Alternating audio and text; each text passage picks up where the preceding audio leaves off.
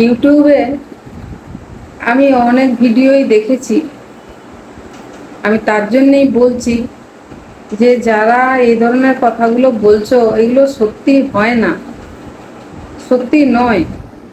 শুধু শুধু মানুষকে বিভ্রান্ত করো, বা অনেক মানুষের সেগুলো দেখে আবার মন খারাপ হয়ে যায়। তাই বলছি যে বিধির বিধান কেউ বদলাতে পারবে না। মানুষ নিজের বিধান, নিজের ভাগ্য নিজেই লিখিয়ে এনেছে।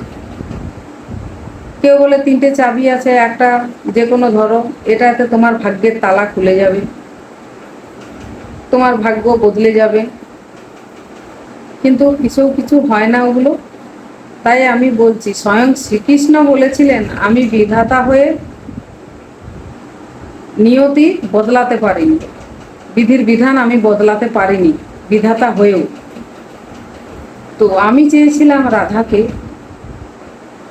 মীরা চেয়েছিল আমাকে, আমি হয়েছিলাম রুক্মিণী।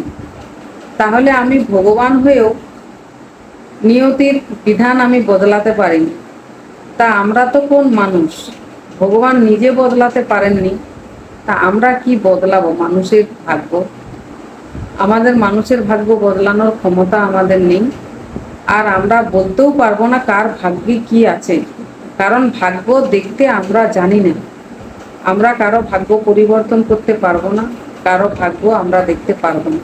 জন্ম, মৃত্যু, বিয়ে, 3 বিধাতা নিয়ে, তো 3টের একটাও আমরা কেউ বলতে পারবো না।